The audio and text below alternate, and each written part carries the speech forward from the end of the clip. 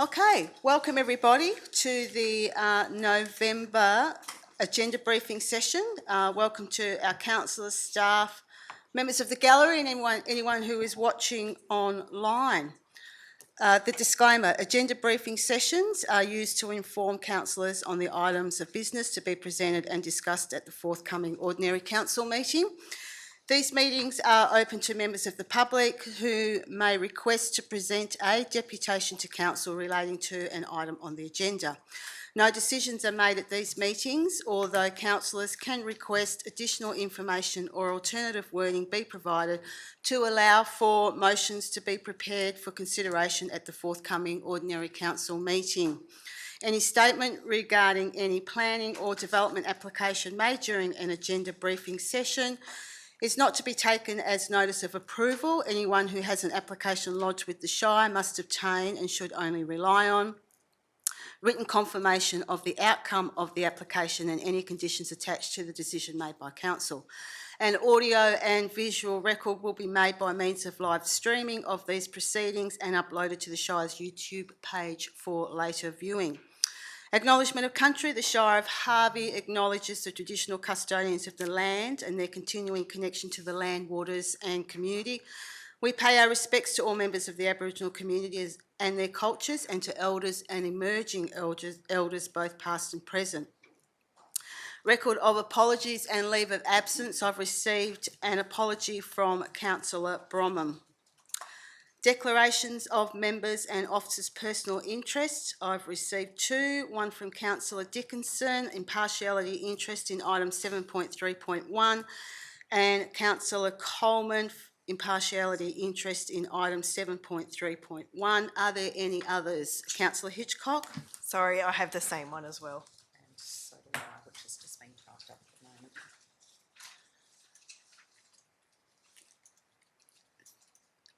Okay. Are there any others, staff, councillors?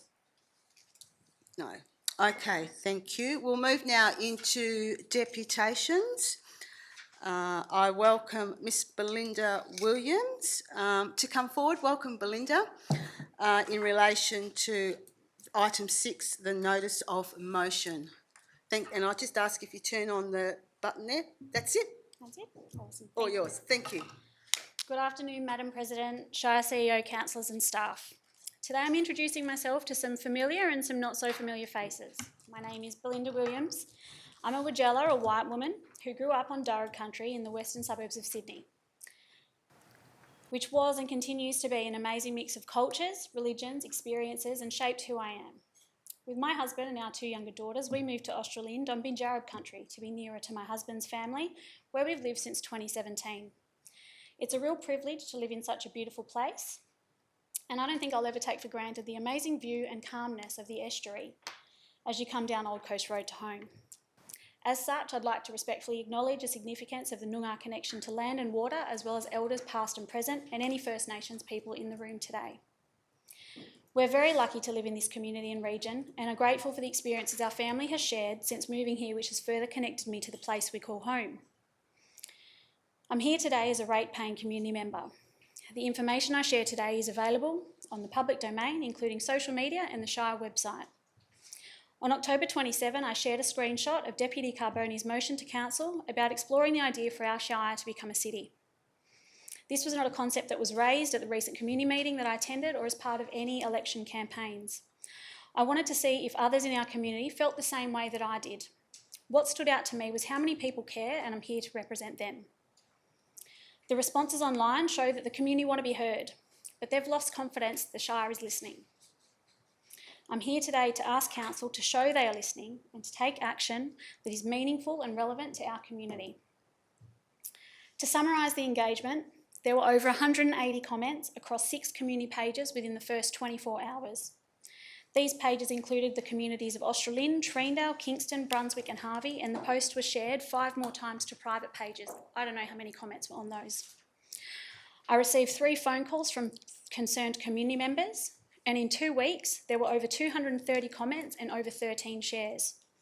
In my experience, this is comparable to any online survey for consultation. Additionally, ABC Southwest published a news article The information available online shows that this article had over 7 shares and over 150 comments within the first couple of days. Since the day it was published, this post was shared an additional 8 times, and there were 60 more online comments made by the public.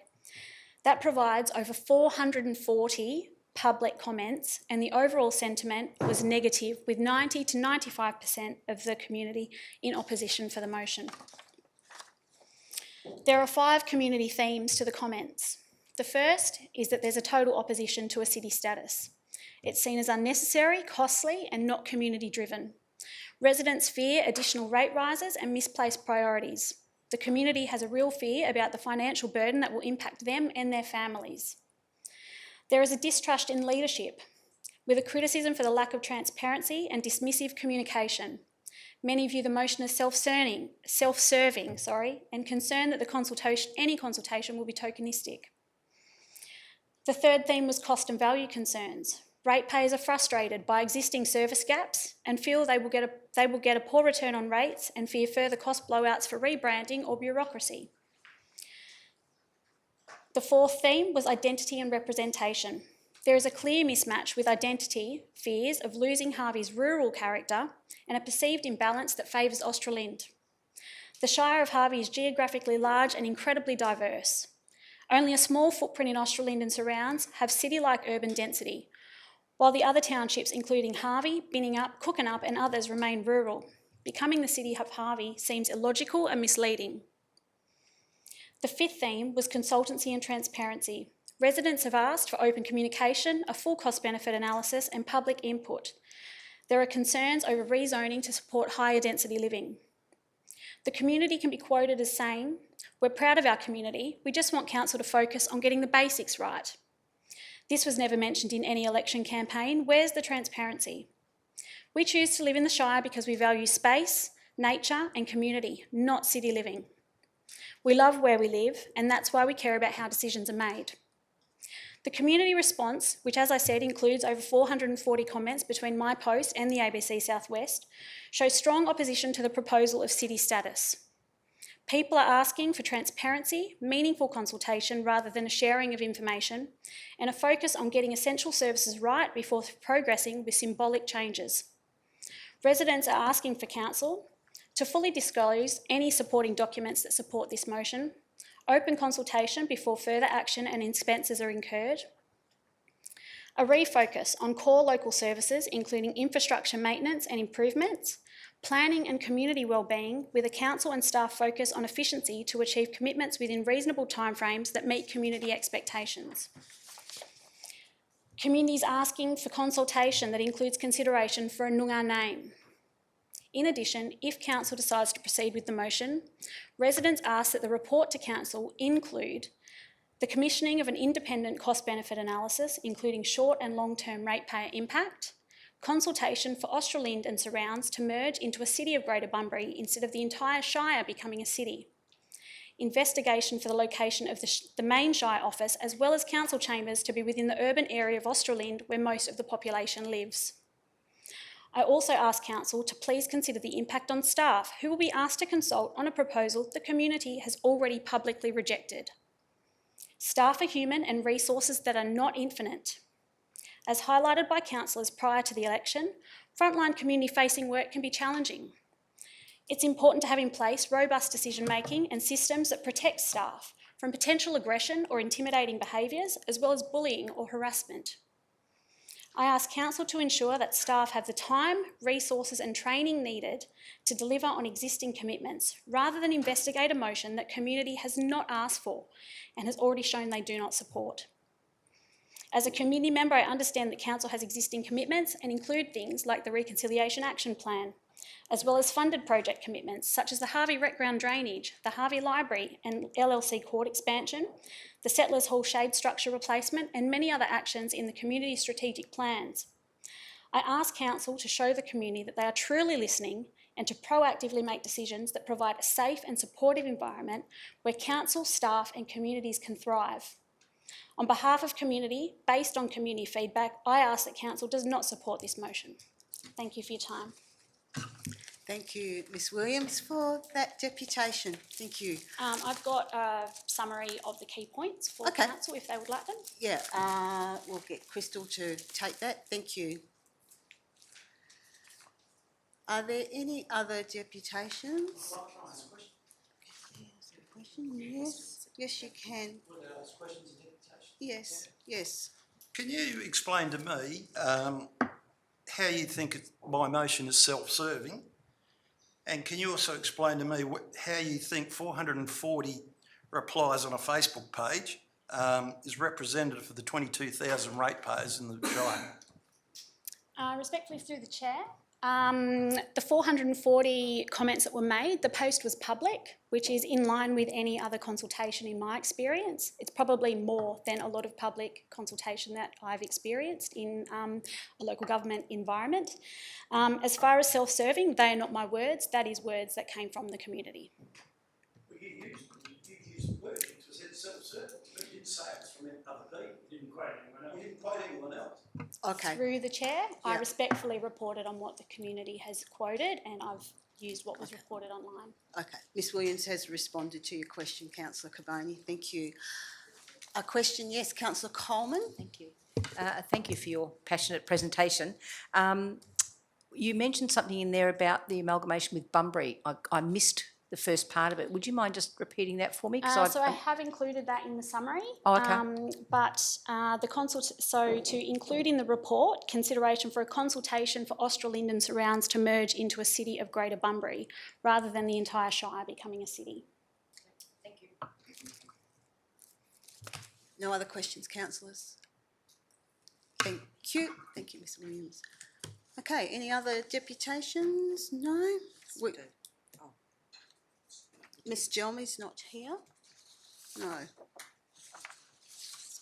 No. Thank you, councillors. Now we'll move into the officers' reports, and I remind councillors that this is questions only. We won't go into any debating in regards to the items. So we'll move into item 5.1, which is the CEO's reports. This is the local government representative on the South West Development Commission Board. Any questions around that? Councillor Coleman? Thank you. So do council have to nominate someone? My reading of it suggested that the public, whether you're a councillor or not, can nominate yourself and put forward your CV.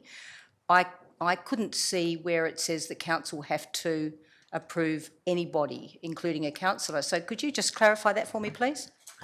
Through the CEO to Ms Williams. Yeah, thank you, and through the Shire President. So we received an invitation to apply. So the councillor who is the chosen representative in this forum would still need to apply to the board to get that position. So it's more or less invitation. Is there any councillors who want to join, and then they'll consider that application. My understanding also it's for the local government position on the board. Yeah. Okay. So if there is any councillor that is interested in nominating, I suppose if you can let the CEO know prior to next week. Okay.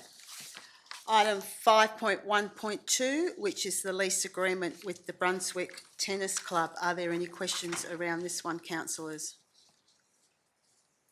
Councillor Coleman. Thank you.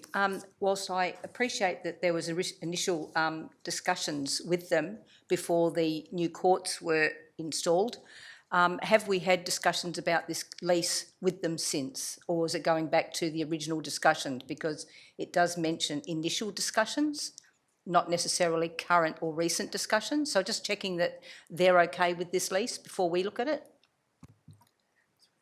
Ms Williams. Through the Shire President, I'd have to take on notice in relation to the extent of the discussions that we've had with them.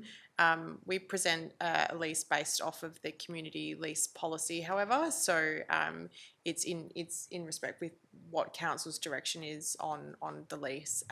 We invite leaseholders to come give deputation and ask questions of council, and also ask for departures in relation to the lease agreement if they like, but the lease complies with the policy from council.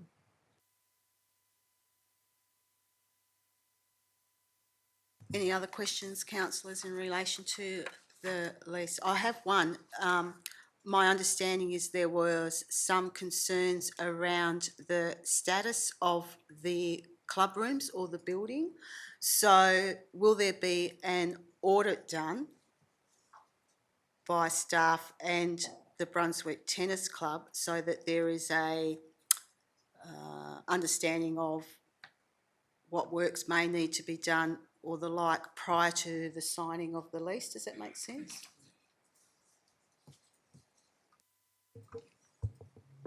Through the Shire President. So we generally always have a property condition report done prior to the signing of the lease agreement. It is an aged building, and I'm not sure if there's anyone that can answer to the maintenance there. There's been work done though as part of the development with electricity and the like, as well as checking for things such as asbestos. So it is an aged building. There's likely going to be a need for a building replacement in the future, but I believe it's been made safe in order to progress the lease, as well as having a property condition report in the near future. Thank you. Any other questions, councillors? Item 5.1.3, which is the lease agreement with Riverlinks Childcare Centre. Any questions in relation to this one, councillor Coleman? Thank you. I notice in the accounts paid publicly in the agenda is that we paid for a 12-month maintenance on the air conditioning for Riverlinks for $605. Given that we're talking about changing things, was that in advance and we're going to get that refunded, that $605 for the maintenance agreement? Mr Kettner? Through the chair, there were some practices where, in the absence of a signed lease agreement, that the Shire did take on some of the responsibilities would normally be expected of the tenant, shall we say, and we have now stopped doing those until this matter is being considered by council. So to answer the question, no, that will not be recovered. That was an agreement which was made before this matter was on the table. Councillor Coleman? Thank you. So let me get my head around that. So Shire paid for the $605 for the maintenance last month, but this report was coming to council about replacing the air conditioning. So my understanding of reading the report and the accounts paid is that we paid for it, not Riverlinks. Is that correct?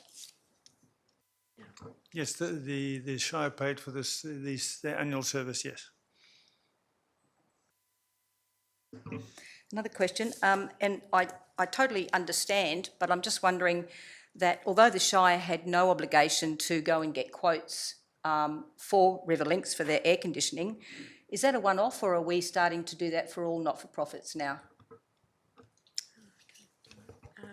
Through the chair, so there's items within the community lease policy that the Shire does pay for and doesn't pay for, and as council's well aware, there are multiple tenants in Shire buildings without a lease in place, which makes deciding when to spend money on assets that essentially belong to the Shire quite difficult.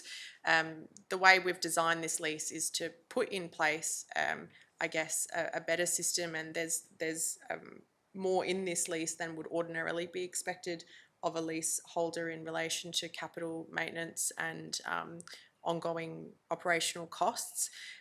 It is, I suppose, for this lease a bit of a strategic decision of council to put some of those costings back onto our non-for-profit community groups.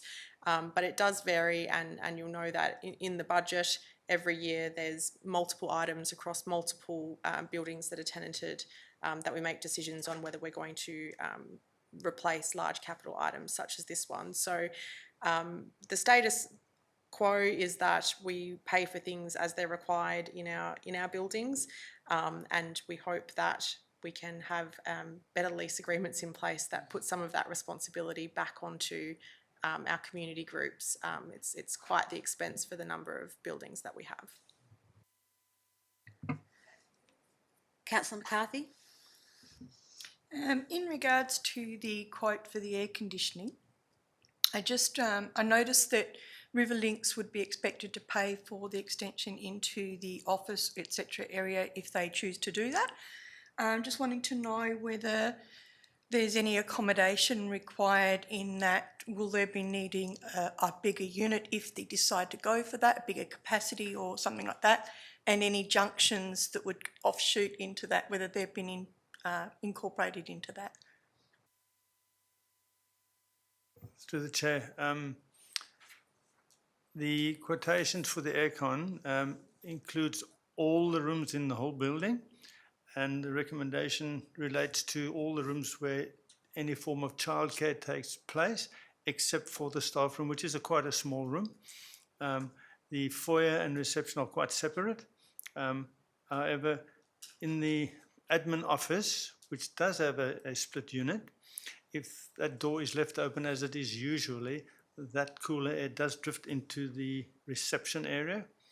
But the foyer is sort of locked off and blocked off, and that if we wanted to do that, or if they wanted to do that, that would require a separate unit. But all the rooms have been quoted with units of a suitable size to deal with that volume of air in there for both heating and cooling purposes. I just have one question.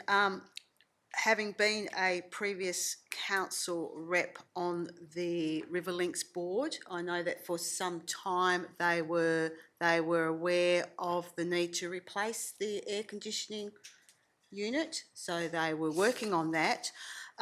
So my question is, does Riverlinks have any money in their budget to go towards this installation? Are we aware?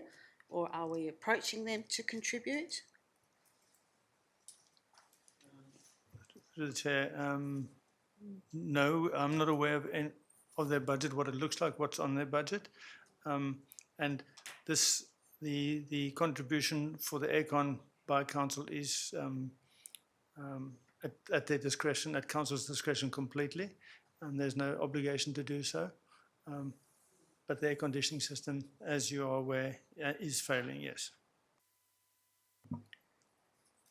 Thank you for your answer. Can we ask Riverlinks if they have any funding allocated within their budget to contribute to this? Yes, through the chair, yes. I would suggest, given the volume of requests though that we receive from Riverlinks for maintenance, that they might not be in a position to pay. We can certainly request it. However, this is not the only request that has been forthcoming from them in recent time. Thank you. Any other questions, councillors? No, I'll move on to item 5.1.4, Australia Day Citizenship Ceremony.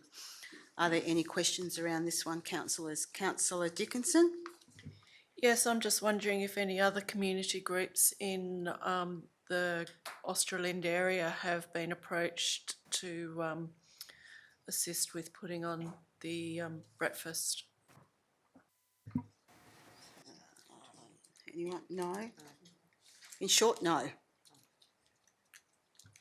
Follow-up question?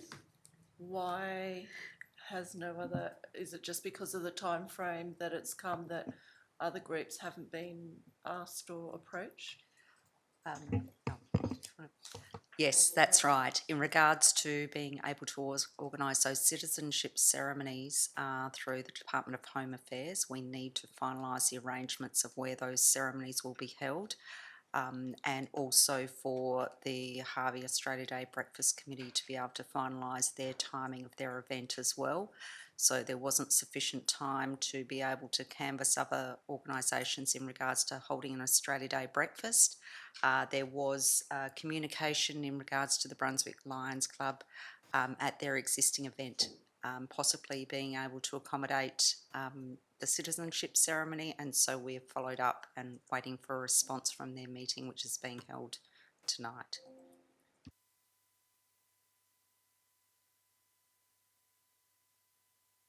Councillor Dickinson? So we will be informed between now and next week what the outcome from that meeting is and whether or not they would have to find an alternate venue due to increased size patronage. Correct. We will provide that information to councillors as part of the report through an addendum if we are provided that in writing. And yes, any arrangements that the Brunswick Lions will need to undertake to facilitate that, if that's what they wish to do, yes, will need to be organised. Thank you. Disappointed that they've pulled out for this one. I know the Australind Australia Day breakfast is very well attended by the community. So a question, are we putting some messaging out to the community or are we waiting for the Australian Lions Club or to do that? Because the local community would need to be aware that there is no Australia Day breakfast at this stage in Australind. So have we given any thought around that? Maybe CEO? Look, I would suggest it's an Australian Lions Club event, and so the Shire could facilitate communication on behalf of the Lions Club, but it wouldn't need to be a communication from that club itself. Can we follow that up? Because the sooner we do that, the better. Thank you. Councillor Holly, question? Definitely in Harvey. Yes. Yes. Was there a question, Councillor Coleman? Yeah, I thought the Australia Day breakfast was the community event, but the citizenship ceremony was the official Shire side of it. If that is correct, could we not then go out and ask how we can help collectively as a community, how we can help have a ceremony in Australind this coming year?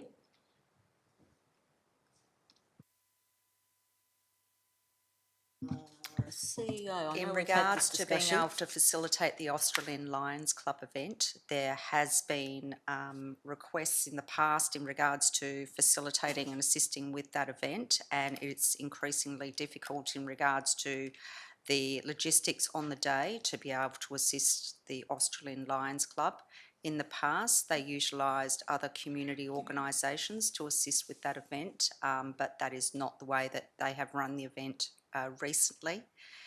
In regards to being able to hold a Shire-owned event for citizenship, with the event also being held in Harvey on the day, we don't have the resourcing or the timing to be able to facilitate a Shire-run event plus work with the Harvey event at the same time. Yeah, Councillor Coleman. Sorry, just to follow up, and my apologies, CEO. I didn't say it correctly. What I meant was, if the citizenship ceremony is a Shire event, does that not give us licence to ask community groups if they could put on an event around that?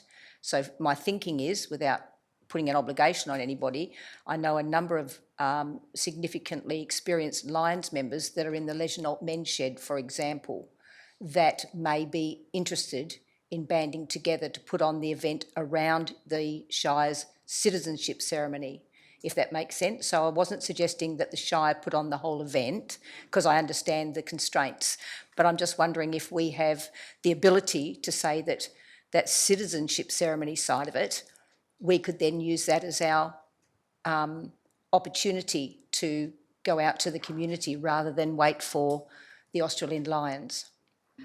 I would say with the timeframe, it's not going to be possible, because if we try to organise a Shire-run citizenship event and we don't get the additional support from community groups to do an additional event around that one, we'll be responsible for running a whole of citizenship event ourselves, in addition to attending the Harvey one.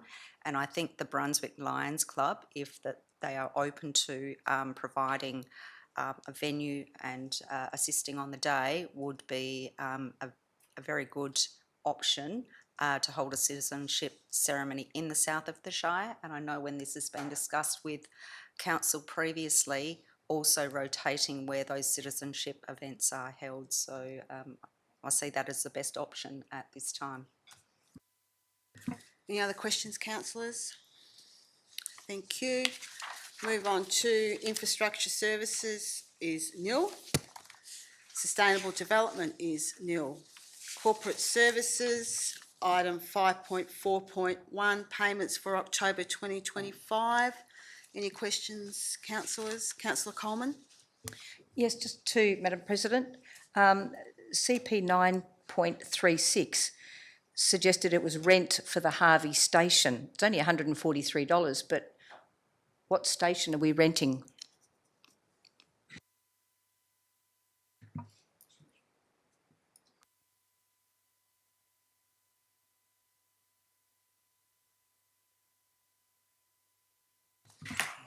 Mr Winter?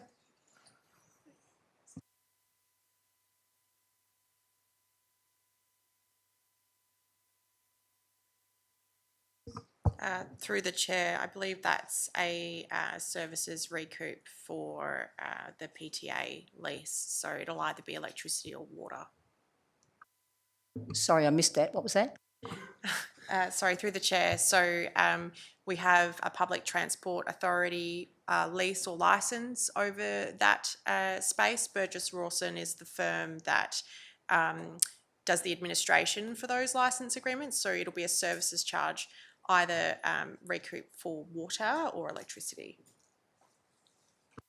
For the railway station? Yes, I would assume it's the railway station. It could also be electricity for the public toilets.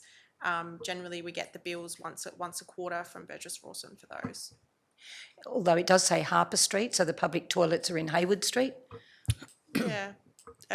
Through the chair, it could be either. We could take it on notice, but it will be a services charge for public transport authority.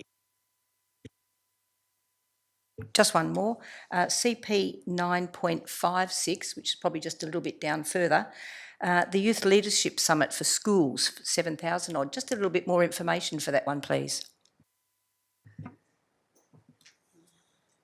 Ben is here to answer that question. Thank you. Hi. Through the chair, that's a summit we hosted in partnership with other local governments in Bunbury, and the Shire paid for the facilitator.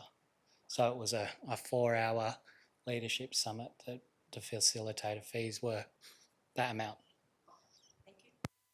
Any other questions, councillors? Thank you. Sorry. Oh, Councillor Morley. Through the chair, thank you. I noticed on the electronic funds paid for October, and I noticed it occurred in September as well, that the LLC and the HRCC have a combined cost of $360 a month for Foxtel. I'm just curious as to why they may need Foxtel in both their establishments. Thank you for the question, and it is one that has been raised before. Excuse me, through the chair. The Foxtel subscription is part of our programming for our children's services. So the HRCC uses it for the after-school care, and the LLC uses it for the holiday programs and creche that they use. Thank you. Follow-up question, Councillor Morley. Thank you. Through the chair. It seems to me that the subscriptions that we're paying are top prescriptions, is there any way that we could look at paying subscriptions that would clearly reflect the use that they're getting? Yes, we can. Any other questions? Councillor Coleman. Just the one, thank you. In that same section, there's the fines enforcement, fines fees of $1,239. Just wondering what the fine, seems a bit high, wondering what the fines were for. Without looking at the actual account, the fines enforcements would either be pretty much any of the ranger services. If they're issuing a fine, hasn't been paid, then we put it through to FIR and they do the collection. My last ask. Any other questions? Councillor Dickinson. Yes, on page 19 on the credit card payments, there's a trader tickets for staff to work at the Brunswick show, $255.64. Did we not get, did the Shire not get any passes allocated with their trade space? Welcome, Trish. Thank you. So the Shire only gets passes for the Shire President and relevant guests to attend the VIP luncheon. Other than that, no, we have to buy, and it was the same last year as well, we had to buy our trade passes for our staff to be able to man the stand, so it's just one of those things. Perhaps we can negotiate something next year. Good idea, I like. Okay, no further questions. I'll move on to item 5.4.2, which is financial statements as at the 30th of September 2025. Any questions, councillors? No, thank you. 5.4.3, which is financial statements as at the 31st of October 2025. Do I have any questions, councillors? No, thank you. We'll move into community and lifestyle, item 5.5.1, which is the Acrod parking bays forward planning. Any questions, councillors? All right, Councillor McCarthy, thank you. Just on, I think it was page 2, notice that UDUC Hall was mentioned twice. It comes under Harvey and it comes under UDUC. Whether that is actually two different sets of Acrod planning or whether that's actually just a duplication. And similar on page 2 for LLC, it came under Australind and it came under Le Chenault. I think that might have been 2 bays under each, so there might be 4 bays in total. I'm not 100% sure. And just noted that the Harvey Administration Office was on the page, but the Australind Administration Pay Office wasn't on the thing, and neither is Settlers Hall. Just checking if they were omitted or if there's a reason. Through the chair, I'll take that on notice and get back to you, councillor. Thank you. Can you just flick those through to Director of Community and Lifestyle in case you didn't capture all of those locations? Thanks, Councillor McCarthy. Councillor Dickinson. Yeah, and I think, this is very good that this has been done, and also the smaller halls in the localities have been assessed as well, which is very pleasing to see. I'm just wondering, how are we going to provide Acrod parking bays where there's no formal car parks at Rollins, Cookanup, Udick, Benja and the Yarloop Bowling Club?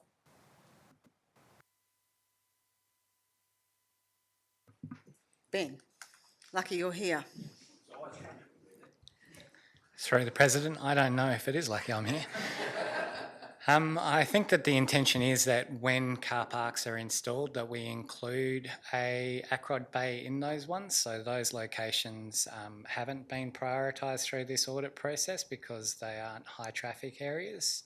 So we did go through a bit of an assessment process where we scored them based on level of need and level of use. And those ones not having a car park already aren't assessed as having high use. So they're low on the list and I don't think we've included them in this budget. Councillor Dickinson. For example, the Rollins Hall gets regularly used by one of the user groups that does have older members of the public as part of their membership. Is there going to be consultation with the user groups that use these facilities to see whether or not there is a potential for the need, and then that gets put forward on the Forward Capital Works program? We hadn't, through the President, we hadn't planned to do consultation, but we could. It might be, I don't know if Kevin could answer this question, because I'm not sure if there are planned upgrades to those car parks. Through the chair, I'm not aware of any upgrades to those car parks, but I think the question is relevant. We can consult, and then that will move maybe the car parks forward if the need is there, similarly to the disabled parking need. Thank you. Any other questions, councillors? No? Okay, thank you. We'll move on to item 6, which is notice of motions for the following meeting. Are there any questions for staff in relation to this one, councillors? I have one. Costs associated with the change. Do we have any idea, or what would we be looking at in relation to costs should we decide to, after community consultation, run with the city of whatever? Through the chair, we're recommending that if council adopts this motion, that you also set aside a budget of $15,000 to do consultation. What we would like to do is actually prepare an information pack so that people are basing their feedback and statements on factual information as best we can get it. Any other questions, councillors? Councillor Morley? Thank you, through the chair. Just on that proposed information brochure, could we not include 2 simple questions on that information brochure? Through the chair, we can include as many questions as we like. I think the point I made in my last answer was that people should understand the implications of the proposed change and what exactly they're commenting on.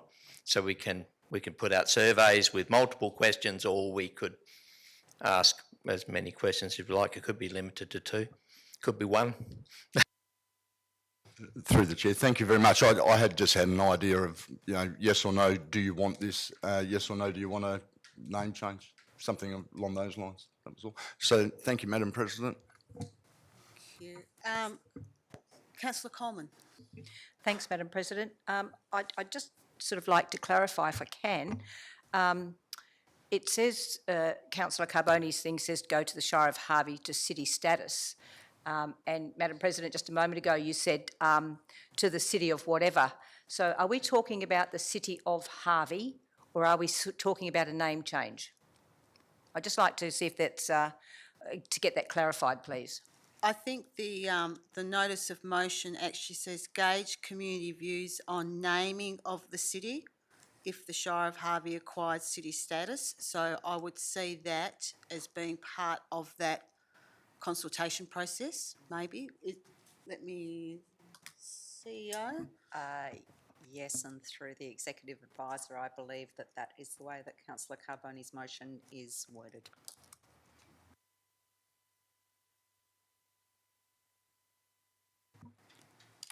Most notice of motions have a time frame, so would we be looking at, what would you see as an appropriate time for us to, should this go ahead, undertake this consultation?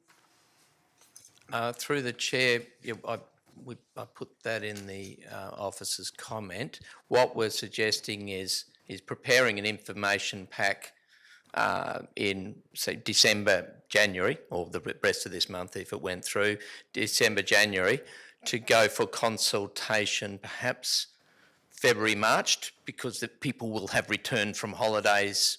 They will be back on board with the intent of bringing back a report to council in May at the May meeting, so you have time to make a decision in time well before the end of the financial year, if you like.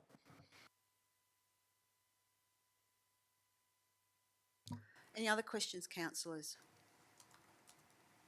Councillor Coleman. Yeah, just one based on that answer, and thank you very much. Would May be time enough to allow for any potential budget inclusion? For the following financial year, budget inclusion, Mr Winter or CEO? We'd be looking for an indication, probably a little bit earlier than that, to go into the draft, but definitely it gives us time to put something into the actual for council. Any other questions, councillors? Okay, thank you, Dale.